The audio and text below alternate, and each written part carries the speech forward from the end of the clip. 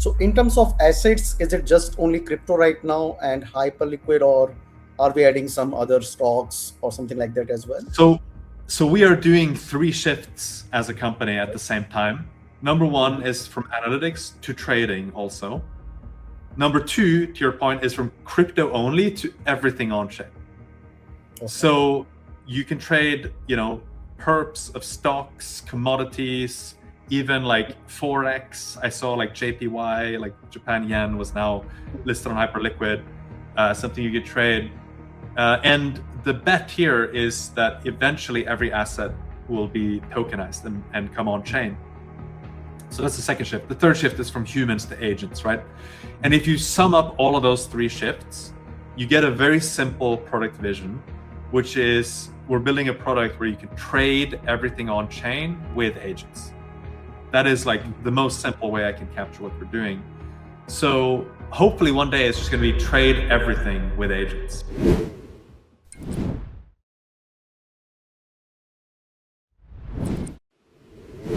Hello everyone, welcome to yet another episode of Voice of Web3 powered by CoinGape Media.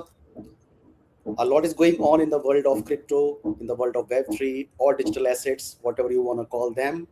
And today, to help us understand behind the scenes play out, behind the scenes right now drama, we have somebody very well recognized in the crypto industry, in the Web3 industry.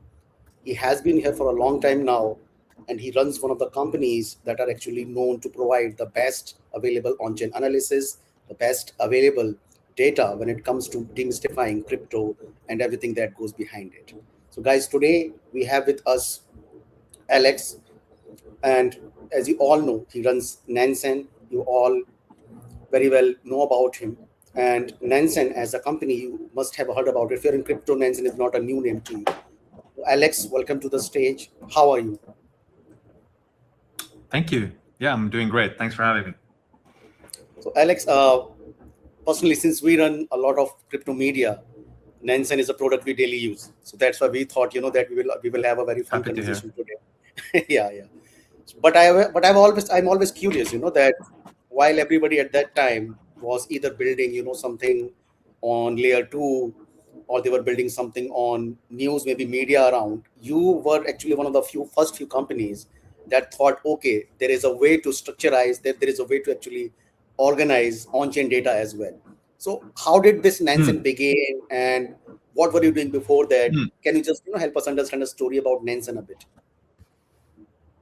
Yeah, absolutely. So my background is in AI and data. I was a data scientist for many years, all the way back to 2010 when I graduated with a degree in AI. And to me, crypto is very interesting because blockchains created this opportunity to see what was happening in real time, very transparently with very structured data, actually. And to me, there was something very fascinating about being able to see what people are doing on a blockchain in real time. But if we go back to 2019, when we started the company, you didn't really have great products to monitor everything that's happening on a blockchain. You had some kind of AML and compliance focused solutions, but the investors and the traders didn't have great tools. So we kind of set out to do a very basic thing, which was to label addresses on a blockchain, because it's really hard to kind of keep track of who is doing what. You can see individual transactions on like Etherscan and so on, but you didn't know who was behind each address. So today we have more than 500 million labeled addresses, and I think we overall have the best data platform for on-chain. But we've also evolved the product to become more of a full stack trading product, and you can even stake your layer 1 tokens with Nansen. We have more than $2 billion worth of assets staked now, Hype, Sol, and so on and so forth. So we sort of always had this mission of surfacing the signal and creating winners. We always felt really strongly that every asset is going to be tokenized one day, and this is the future we want to help create. But the perspective has changed a little bit. It used to be more narrowly focused on analytics, and now we have the analytics and we have the capability to trade and stake with the product as well. So Alex, in the world of on-chain analytics, we have so many tools now, which followed, of course, Nansen. There is Glassnode, there is Dune. There are so many other players as well in the industry, and Nansen has retained that trust and that reputation among the audience, and also, of course, now among the B2B players as well. So, what are some of those key factors you think that's making Nansen still, let's say, reliable? That is still making Nansen grow today, progress today, while other players, as we all can see, they are right now just struggling to, keep their buttons on. Yeah, I mean, I don't know what goes on in these other companies, but specifically for us, I think people appreciate that we have a very clear focus on trading and investing. That's kind of the primary use case of Nansen. Number two is we have a particular focus on labeling addresses, or what we call attribution. And then I'd say number three might be our capabilities in the agentic area and in the AI area, where we are very strong and we have great capabilities in-house. And then probably finally, I would say, I don't think it's enough to only do data and analytics. I think at this point, people expect to be able to transact and trade and so on in the same product. And that's what we've added to our product. So I think those are some of the factors. We've been around for more than 6 years. We have overall a lot of users who love the product and have literally been with us from day one almost. And so we also kind of always tried to do right by our users and make sure that we have kind of compelling rewards for loyal users. And we have a points program that helps with that. Which gives you a variety of benefits, both within the Nansen product, but also with lots of great partners. We even have companies who've airdropped tokens onto Nansen points holders, which is pretty cool. Wallet Connect is one of those projects. So yeah, I think we are generally here for the long haul, and we've kind of tried to evolve the product over time, always making it better, always focusing on building a really great product and doing right by our users. So Alex, in the recent past, there are a few developments at Nansen, which I can say that have gone viral and actually caught the attention of even investors and other players as well. And one of them is, of course, something called vibe trading, right? Yes. Why don't you walk us through it? And it sounds really cool, but it will be great to understand it, from you. Yeah. So I would say the analogy here would be to vibe coding, right? If you think about engineering or programming, you have seen a bit of an evolution where 5-10 years ago you would sort of manually code as an engineer.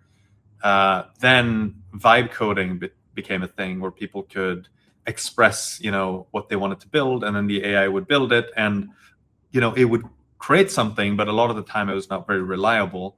And then now we're kind of at the third stage where you have agentic engineering, where this way of working is taken seriously and it's actually used by engineers, but then the role of the engineer changes a little bit. I think the same thing is going to happen with investing and trading. Right now we're at the manual trading step. Most people are, where they kind of look at charts, they do a lot of manual research, and then they might form an opinion and then either long or short some asset. We have tried to push for what we call vibe trading, which is basically the idea that you can have a conversation with an agent and then the agent can execute the trades on your behalf, which is a more streamlined way of investing and trading, and arguably a faster one. It's very smooth, seamless, fast, and fluid. But I think we will eventually get to agentic trading more broadly, which I think is the idea that these agents are autonomously trading on your behalf based on some intent that you've expressed. So that's kind of overall how I see this journey. I think of it as like a trust ladder where you have to earn the trust of the user, because the user is delegating to some extent their funds to an agent. So you don't want to go straight to, autonomous trading, because most people would not trust an agent to do that, and they probably shouldn't trust an agent to do that. But if you take them on a journey step by step, and they are involved in the process, and then gradually they can take themselves out of the loop and just focus on the strategy maybe, and like how to make sure that this trading agent performs well, that's the journey we are on. So both the user needs to build trust, but also the technology needs to be strong enough that you actually have better chances of succeeding than if you're, a human making calling the shots. So that's kind of the journey we are on right now, and figuring out kind of how do you go from vibe trading to like agentic trading. But Alex, some people are arguing, that this will intensify the existing risk and the liquidations we are seeing in the crypto space. So many traders, because they are new or early beginners, they lose money to these projects like meme coins, etc. How do we provide people a proper risk management product there? Is there anything like that in this vibe coding? Vibe trading? First of all, let me agree with those people and say that I think if you do this kind of recklessly, foolishly, then you probably will lose money. And a lot of people have already lost money on scrappy, vibe trading solutions. And I think a lot more people will lose money on that. So I think it starts with having quality, which basically comes back to, are you battle testing these things? It's so easy to vibe code something that looks great, but actually doesn't work under the hood these days. So we are doing a lot of R&D internally in the company to literally measure how well do these agents perform in a real world setting where they trade, and also how can we backtest these agents so that historically we can evaluate a bunch of different agents very rapidly, right? And so I think risk management is definitely one aspect of it, but there's a lot of even more basic things. Like an agent needs to be able to, first of all, have access to the right data. Second of all, it needs to be able to interpret and understand that data. Third, it needs to be able to fit that into an overall trading or investing strategy, and not be fooled by data points that might look like one thing but actually are another, right? So there are actually a lot of very small and interesting challenges that you have to deal with when you try to get an agent to run the whole investing loop end to end. And I think at the end of the day, the proof is in the pudding. You have to see these trading agents do well. And later this year, we're basically going to launch a new product where you can monitor trading agents that other people have built. And you can also evaluate and backtest the trading agents that you yourself have created with our solution. So we are kind of not keen to just put out agentic trading products that look great, but will ultimately make users lose money. In fact, like I looked at some of the data for some competing products the other day, and I'm not going to mention the names, but like more than 80% of the traders, you can see this on chain, more than 80% of the top traders of some of these products are literally losing money using them.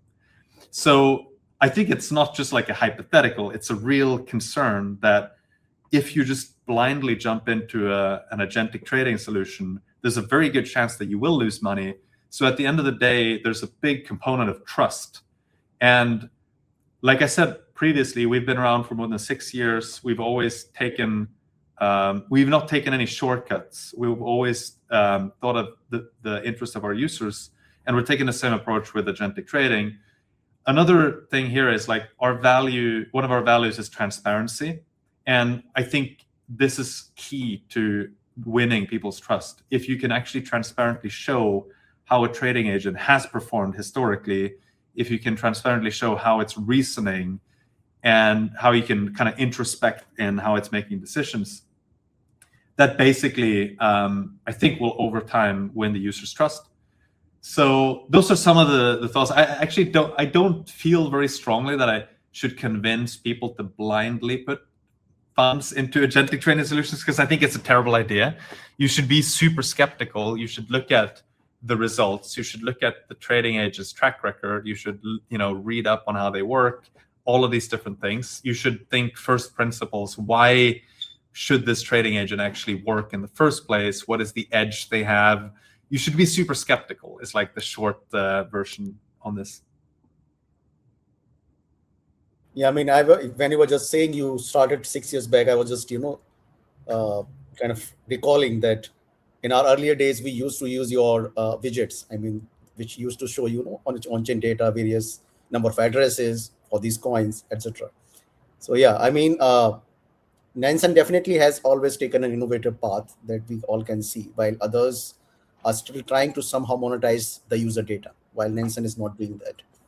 The second big development that actually we all in the media space, are seeing, and we believe that it can be a big win for everybody, is of course the paper call case study that you released recently, where you mentioned that how Nansen is actually charging AI agents or other partners in the AI, and this can actually help not only Nansen but also even other data providers to actually make something out of it, capitalize it, and monetize it. So, can you just help us understand what this paper call was and how does it work when it comes to interacting with AI agents? Sorry, I didn't quite understand that question. Can you repeat that? So recently there was a case study that Nansen released. It was around pay-per call on-chain data access, where AI agents were paying Nansen for data autonomously using X402 and Pay AI, no human subscription. So I guess it was more about when an AI agent is making a call to the Nansen AI platform. We do have X402 capabilities for our API. So maybe just to give your listeners a bit of context. So we have an API that allows people to pull our data programmatically and actually make trades as well. Obviously, to make full use of that API, you need to have either a subscription or some API credits. But to make it, but that's hard for agents to use, because the agent has to go to the website and like sign up for an account, maybe make a payment. That's very clunky. So with X402, what we can do is we can basically do a micropayment per lookup. So as long as the agent has a wallet with some USDC in it, either on Base or Solana, they can literally just purchase exactly the data point they want in the moment on a per lookup basis. So this is kind of an interesting example of how you can have this kind of agentic commerce world where agents they have their own wallet, they can buy things on demand, but you don't need the human involved to go in and get a subscription or top up their API credits. That's basically the idea. So if you have an OpenClaw or a Hermes agent and you give that a wallet, which you can also do, by the way, with our command line interface, the Nansen CLI, then you send some funds to that wallet, and now it can autonomously, buy access to data on a per API call basis. That's basically it. So Nansen is evolving now from an analytics platform to more towards trading, more towards investing. You already have more than 2 billion worth of crypto staked on your platform. I mean, how easy or difficult is this, I would say, migration? I mean, is Nansen still going to be an analytics platform, or is trading and investing going to be, let's say, the majority of the products and services?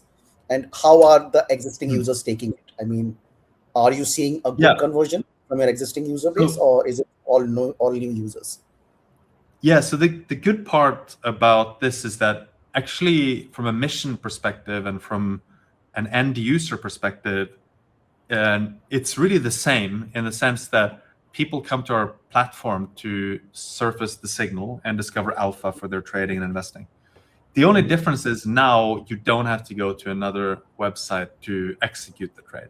You can literally just click a button within our UI or on our mobile app, or even ask our agent to place a trade. So in a way, it kind of just brings in a key part of the investor's workflow into our product.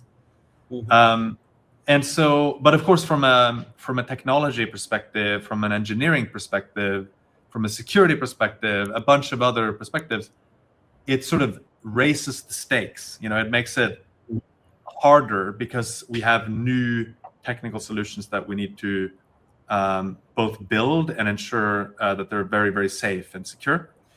So we've spent close to a year building out all the trading capabilities.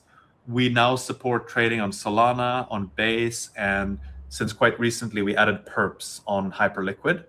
And the cool thing about that is that you can just go into the product and you can trade on all these different chains, and you can get all of the information that you need from on-chain data and on-chain analytics, either through the dashboard UI or by talking to our AI agent. So the bet we have is that we can essentially close the loop for the user and eventually also for AI agents to do all of their workflow within our product, right? That is kind of the basic idea, that a key part of the loop was happening off platform as users had to go to some third party website to place a trade. Why not just allow them to do that within the product? And so we've started seeing an uptick now in the activation rate of our users. People are trading more and more. I think, candidly, what is quite difficult from a communication perspective is to get people to mentally recategorize what the product is, right? Because people think of it as analytics only, and then they might not even know that now you can go and trade in the product. So, and there's some nuance there, because you can still go to Nansen to discover alpha. In fact, that is probably the thing you should do first, right? Forget about the trading. Just go to Nansen, discover the alpha, and then if you find something you want to act on, now you have a way to execute on it right away in the product. So I think it's not like we're stopping analytics or stopping the focus on-chain alpha. In fact, we're doubling down on that, and our data has never been better, actually. We've improved a lot of our smart money tracking for Hyperliquid, for example. That's now excellent. And we have some really cool new features launching soon, where we have machine learning models that predict who are the investors this week who are going to be profitable next week based on their trading behavior. And hopefully we'll have that out in a matter of weeks, not months. And that's a great example of how you can come to Nansen for really unique signal, unique data. But again, you can also now pull the trigger and actually execute the trades within the same product. So, Alex, crypto is there is always a debate around regulations. There is always a debate that what sort of taxation, what sort of rules and regulations we are going to have in the coming days or in the coming future. And now talking about a completely idle agentic ecosystem where agents are actually managing your trades, they are doing analysis on your behalf, and you're just kind of pushing the button, yes or no, right? In this world, how do you envision the regulations playing out? Because right now, I think they will take some time to catch up the way they are taking for crypto, but ultimately it is gonna come out someday, right? So how do you envision it? Do you really see it going towards crypto kind of a regulation, or do you see it's totally a new ecosystem for AI, where regulators are actually putting this trading part as well into the AI realm as compared to something in crypto? It's a good question. I would say that it's really hard for regulators to keep up with the fast developments in the AI space in particular. Crypto is already hard. AI is arguably even harder. If we just keep crypto aside for a moment, just think of medical advice, legal advice, tax advice. You can get Claude, ChatGPT, Grok, Gemini to give you advice in all these different areas. Sometimes you have to twist its arm or trick it to give the advice, but you will be able to get that advice from them, right? So this is not isolated to crypto or finance. This is a broader problem with AI.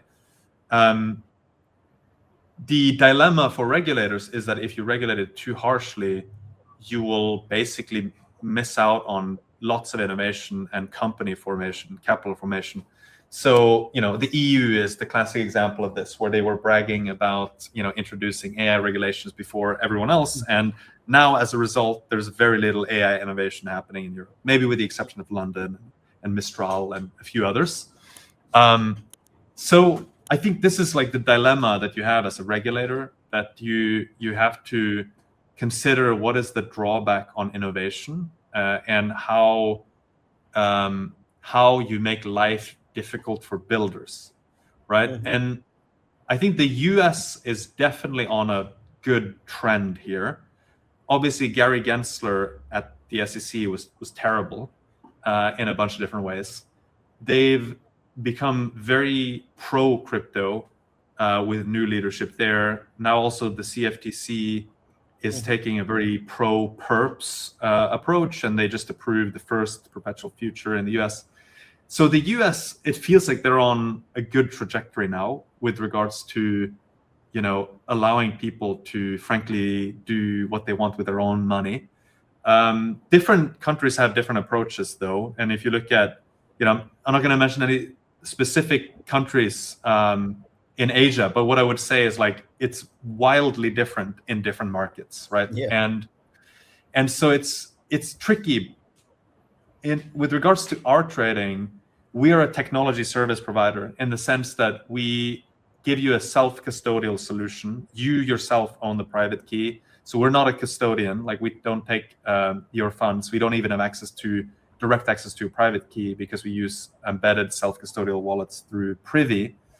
And then also we don't host any of the order books. That's all happening through other downstream solutions, whether it's on Hyperliquid or it's through AMMs, DEXs on Solana and on Base.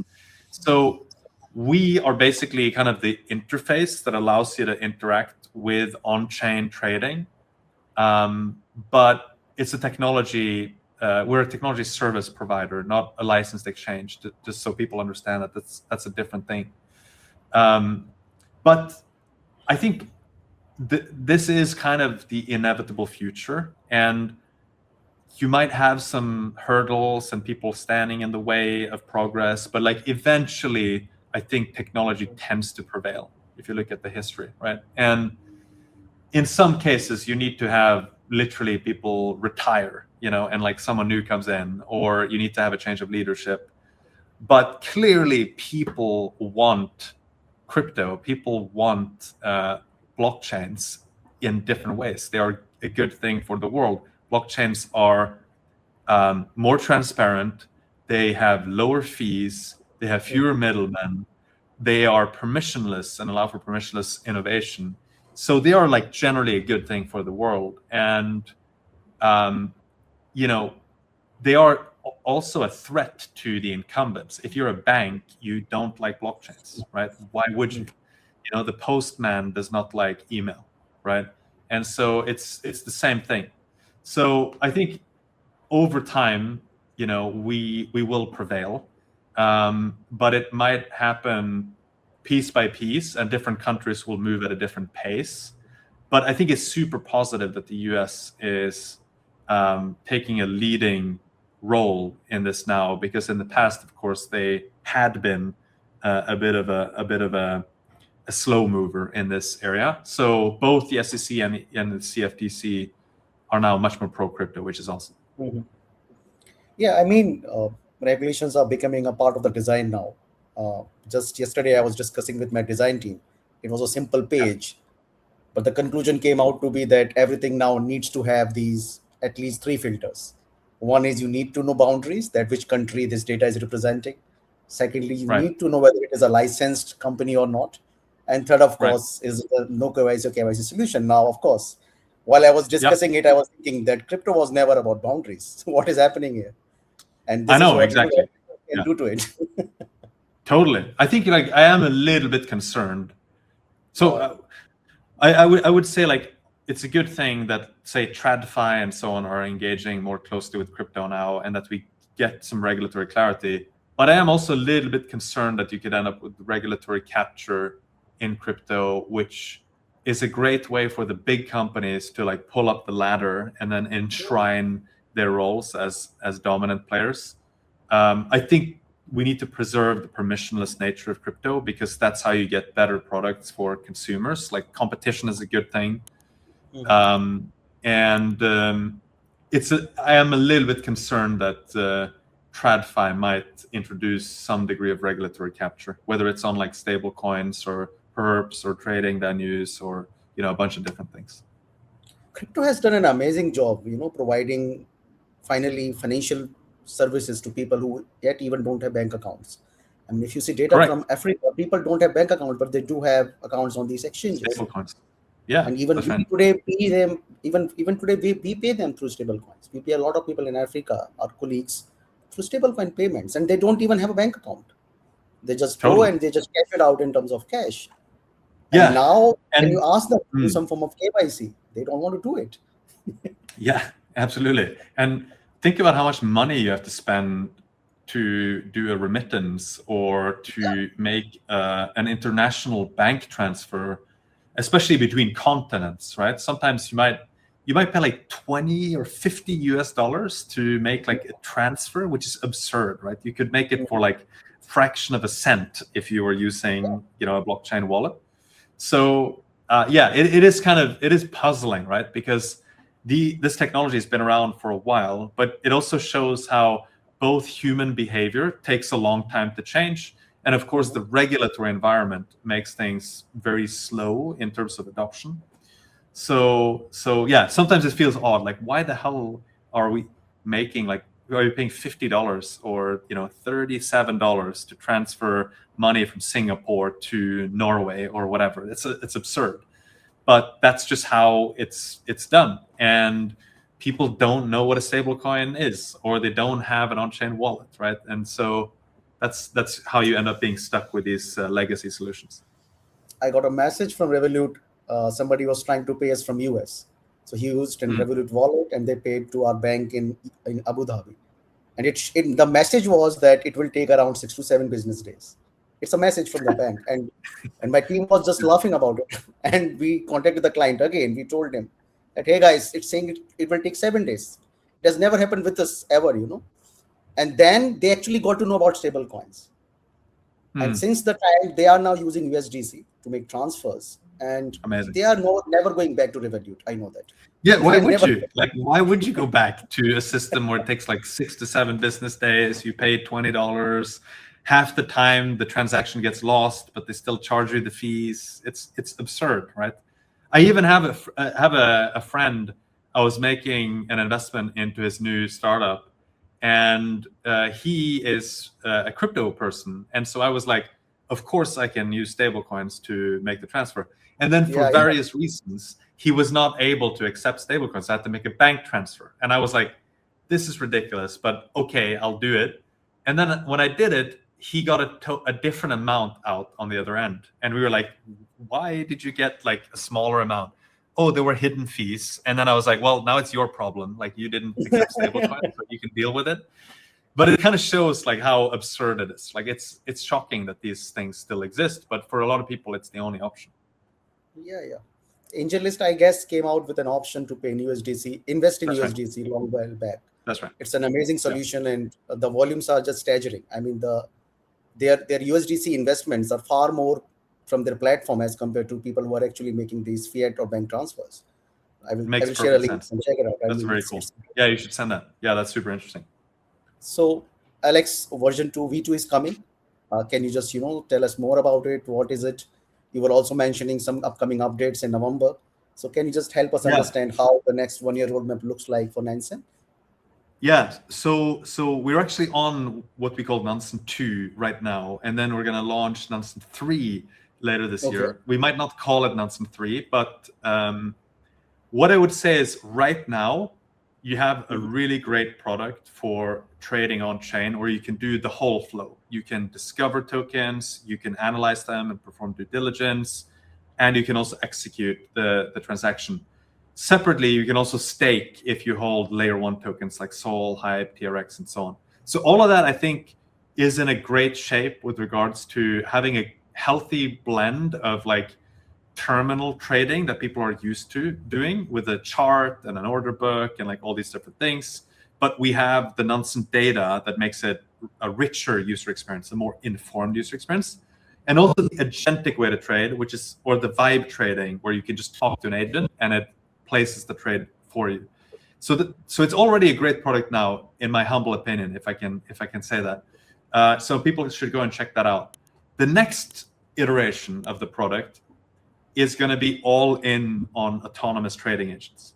So you can kind of think of this as going from, like, if you're coding, you're going from an IDE where you can see the code and you write the code, maybe a cursor-like experience where you're chatting with cursor and then it writes the code, and it's kind of a blend. That's kind of the current user experience.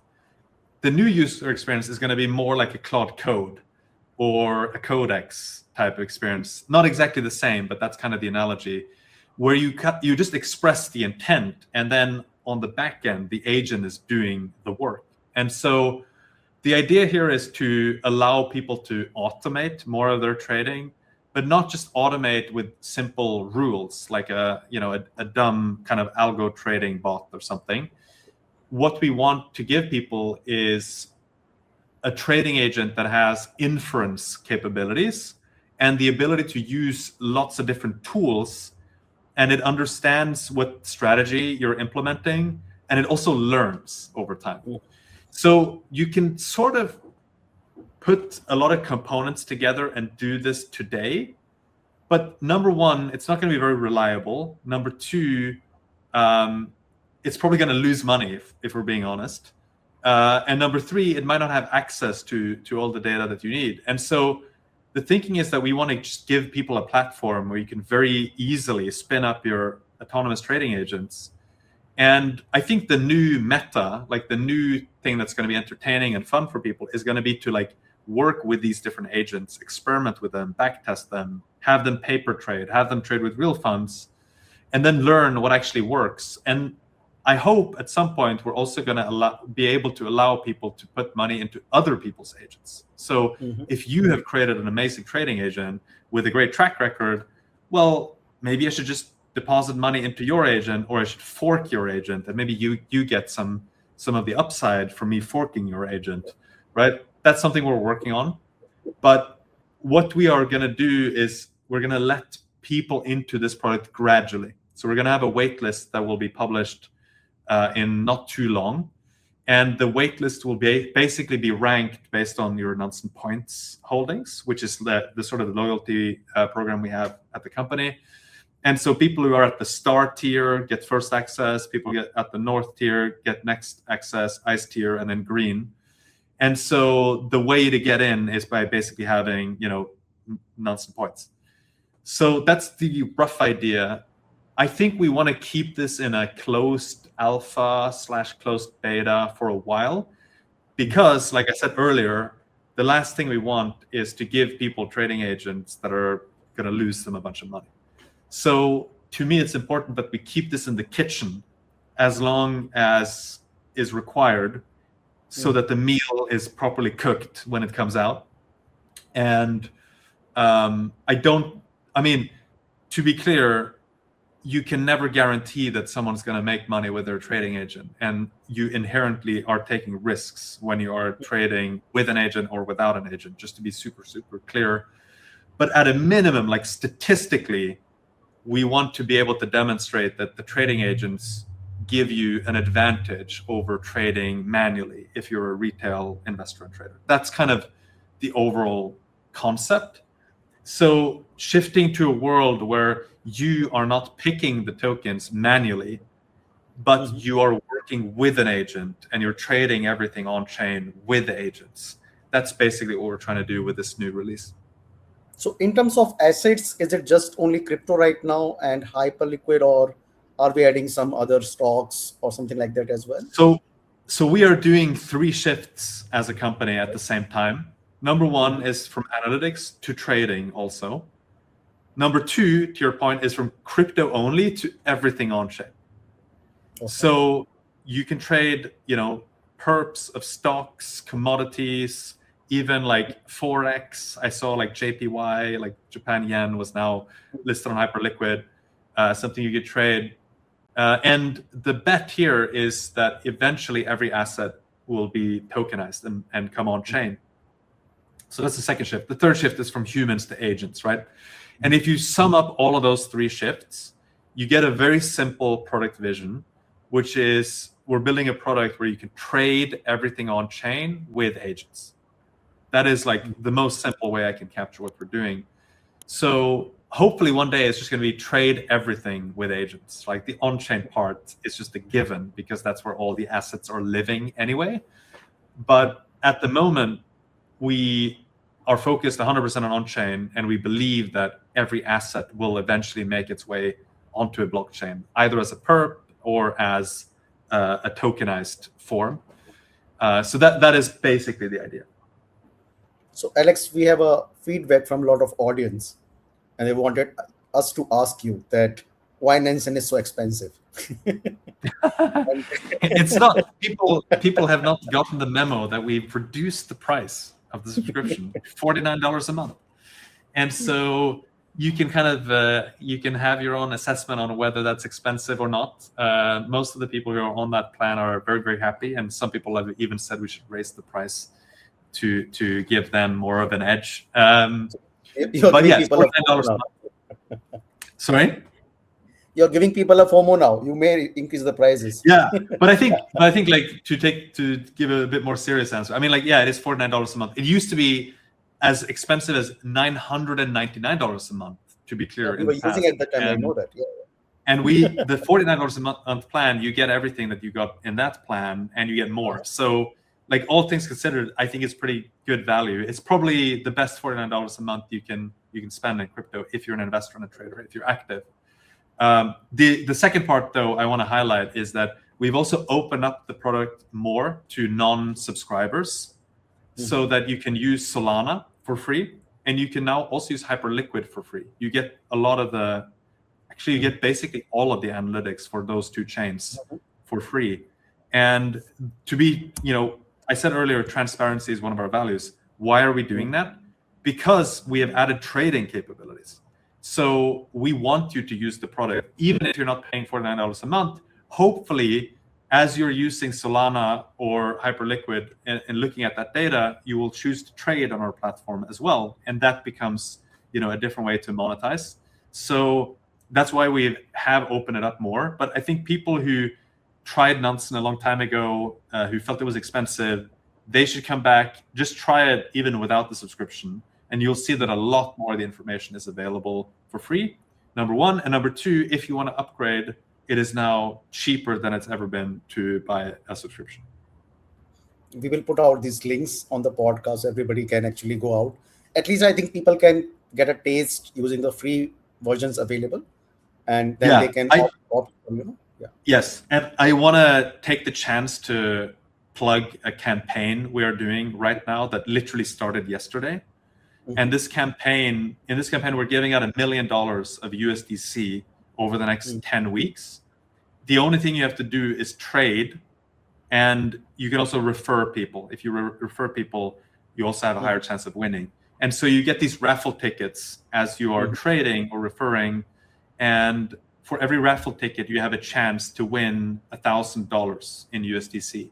And so we're going to be running this campaign for literally 10 weeks.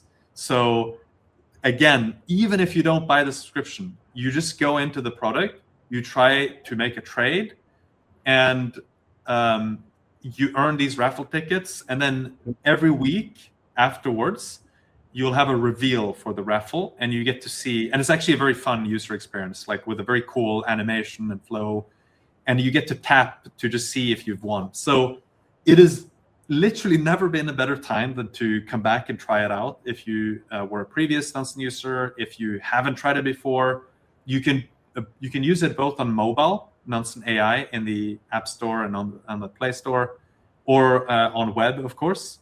You can trade agentically, you can trade in a standard terminal way, you can trade on mobile, you can trade on web. So you can trade on Solana, on Hyperliquid, on Base. So there's a lot of options for you. And this is literally the best time it's ever been to try it out. Yeah, I mean, people can participate in a campaign, and they can essentially make their full year subscription free if they win. Oh yeah, totally. If you win, you basically could put that into like a 2 years of subscription if you wanted to, or you can like buy 1 year and keep that, or you could just keep using it for free. It's totally up to you. You can do whatever you want with the USDC that you win.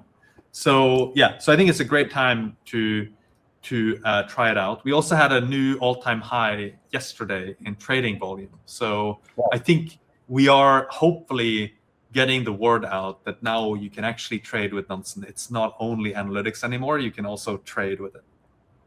Nansen already has a lot of historical reputation associated with it. And I'm sure the Yes. kind of innovation that you're doing, people will appreciate it, existing as well as the new customers that you will have. And in the world of AI, I'm sure people are looking for tools that will actually help them to stay ahead. And this is the right way Yeah, to go there. So, I mean, thanks to totally. you. Thanks to you and your team for putting this effort in building these tools. Our pleasure. The North Star of our product Mhm. team is to grow our users' portfolio. We cannot guarantee that we will do that, but that's literally how we think about the product, right? I think a lot of other trading venues, they think of their product as a bit of a casino, right? As long as people Mhm. are like trading, they're happy. But for us, the thing we want to track, and now we will have the tracking fully in place because everything's Mhm. happening on our platform, is we can actually learn like what leads to a good trade, what leads to a bad trade. How can Yeah, we yeah. help users basically do better? And this is a perspective that I think a lot of other trading venues don't really have because they don't have that focus on having great analytics and basically surfacing alpha. So again, we cannot guarantee that you will make money with Nansen. To be absolutely clear, at the end of the day, you are the investor, you are the pilot in the driver's seat. But that is the North Star of the product team at Nansen. And that's basically how we judge success. Are we able to grow our users' portfolio over time? User question is, does Alex do vibe trading?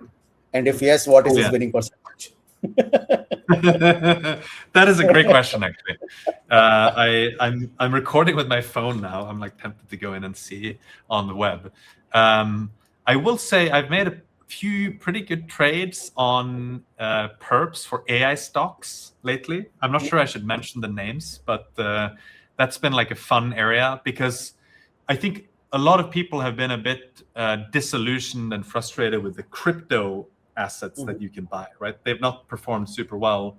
So for me personally, it's been pretty cool to be able to invest in various AI related stocks, right? Mhm. And whether it's like inference providers, neo clouds, some of the hardware providers, even like, Korean semi stocks and so on.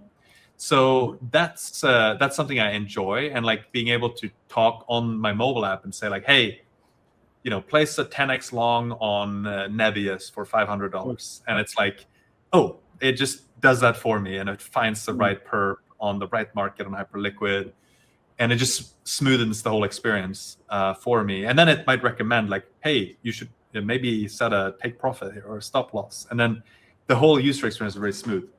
So I don't have my actual winning percentage right in front of me now, but that is probably something I should check. I have like a fun account that I'm testing out the product a lot with. I can see now that I at least am up $80 in an unrealized P&L, so that's positive. But this is a relatively small account that I use to play around with some fun bets. So, I mean, people made a lot of fun campaigns around prop trading, if you remember. So they used to have these blank check accounts with fake money, and people used to trade it. Mm. That ultimately they allowed people some form of credits with actual money to actually go out and try it. I think this will be a far more advanced fun level in terms of vibe trading as compared to prop trading. Yeah. Yeah, I agree. And in the new version of Nansen, you will be able to paper trade so that you can test out the trading agent before you commit capital.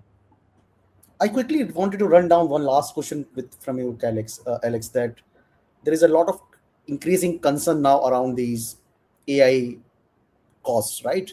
People are trying to now compare that. Okay, earlier it used to cost me this much in human labor, human resources, and now This is what it is costing me when I'm trying to automate it with AI. So when it comes to AI trading, do you also have similar concerns that after some time it may become so costly that it doesn't make much? Totally. Fantastic question, and something we think a lot about for the trading agents, because if we have a platform where you can create like 10 million trading agents, how do you make sure you don't break the bank on your inference costs, right? And so we do a lot of experimentation internally with different models. We also use a lot of open weights models. And what we have found is that quite recently, several of the open weights models are competitive to some of the commercial models, not the frontier models, not like Fable or Opus 4.8. But there are models out there now that are basically at the level of maybe an Opus 4.6 or definitely a 4.5. And they are frankly, sometimes like 90% cheaper, even if you pay on demand. And if you then host these models, I could literally buy like a machine, right? Put it in the office or somewhere with maybe better internet connectivity. If we need to reach it from multiple different places, we can run, a Kimi K2.6 or 2.7 with VLLM on a machine that we own, which means we're only paying for the electricity, right? Right. And the bandwidth, and of course the upfront investment of buying the machine. But this is something that is going to be increasingly important. And we are basically thinking that we will get the economies of scale to run this effectively. Right now, if you had a trading agent that used Opus 4.8, you would have to put a lot of money into that trading agent in order to break even on the inference costs. So this is a real thing. And I think I hope that one of the advantages we will have is actually that we can get really smart about token costs, as opposed to you as an individual, as a hobbyist, running a relatively small trading account on a very expensive model, right? So I think this might become one of our edges as we scale up and get economies of scale, and maybe you can even pool the capital onto some of the same agents, right? So there are different models here, but this is a genuine concern and something that we have spent quite a lot of time thinking about and are spending time experimenting with. Do you think pooled decentralization of computation power or decentralization of, let's say, even these tokens in some format becomes, let's say, a solution? Like, for example, Tau. Of course, Tau had its own problems recently, but it does seem like a good solution. So do you think decentralization of AI is a solution here? Because that allows you to, of course, pool more things from globally.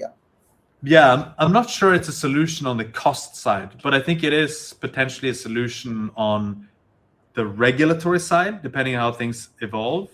Like crypto is infamously, useful in regulatory arbitrage. And I think you could make the case that if you have stricter AI regulations, then decentralization becomes like a bit of a counterforce to that. That's one. And then number two, I think from a security perspective, you might want to have a tamper-proof LLM endpoint, right? You don't want to trust a specific inference provider. So you need to have a decentralized solution where you can guarantee that the output has not been tampered with. So I think that is also from a regulations point of view and a security point of view, I think decentralization of AI makes sense. From a cost perspective, I'm less sure. I'm not sure it's going to work on a cost basis. I think whenever there is something costly, there is always a reusability factor to it. The more people can reuse what others are building. I mean, just in a way, we do on GitHub, right? We try to pull code from others. If you have a bunch of underutilized hardware that you can tap into, maybe that's one way you could make it work. But I think the economies of scale that a lot of the inference providers are going to have is going to be very good. So I'm not totally sure the cost is going to be the main thing where these solutions are going to be better. I think it's primarily on security and regulations. I mean, so for example, on Nansen platform, let's say there are 10 traders who already have done their effort and they have now these Yep. amazing strategies or agents. So for me as Yep. a new user, it might be quite cheap to kind of follow somebody as compared to try Yes. and buy trade a new algorithm. Yeah, exactly. So yeah, that's So right. And honestly, there's a lot of stuff we could go into here, but like one notion that we talk about quite a bit uh, for trading agents is like, do you run an inference-based strategy or do you run like what we call a compiled strategy? A compiled strategy you can think of as like, you know, a Python script that is just mhm, being executed, but it might have been co-created with an AI. But it is very cheap to run because it doesn't cost you tokens when you right. execute it. That's like a compiled strategy. An inference-based strategy is one where you are essentially consuming tokens as it's running, Mhm, like it's reasoning, you know. mhm. That's very expensive. Okay. So I think like compiled strategies are very cost effective, but they're less flexible. Mhm. Inference-based strategies are probably going to be way more powerful and flexible, but they're also going to cost a lot more. So Alex, thanks a lot. I know we can continue, but I also know that you have time constraints. You have other things to do. But we will definitely meet soon, and I would love to chat more about these things because Hmm. because as a news publication, we do receive a lot of these questions. So most of the questions that I'm asking you, they're actually from the users only. They are very keen Yeah. when somebody like you comes on the podcast and we can ask these questions directly with you. That okay, today I'm Yeah. using this AI. Now I love using AI. I'm addicted to it. And then let's say after 12 months you bring me a cost or a price rate that is not affordable. What do I then? What do I do then? Right? Yeah. So, I mean, Totally. Yeah. I think just the last thing I want to plug here is just again, we're running a campaign now, so it's never been a better time to try out our app and make a couple of trades on it. Nansen AI is the name of the mobile app, and then you can go to nansen.ai on web to check it out there. For people who are tinkering with their own trading agents at home, OpenClaw, Hermes, you know, whatnot, they can also check out our CLI, our MCP, and our API. So if you go to agents.nansen.ai, you will see links to all of those things there. And there's a really straightforward way to get your OpenClaw or your Hermes agent to start using it. So yeah, thanks for having me. I really appreciate it, and hope to see some of your listeners dive into the world of agentic trading. of course, of course. I mean, definitely. We all, uh, I mean, we all the best to you, to your team. Keep innovating, keep building, and hopefully, we do see Nansen coming out as one of the amazing companies from crypto. Yes, I couldn't agree more. Thanks so much.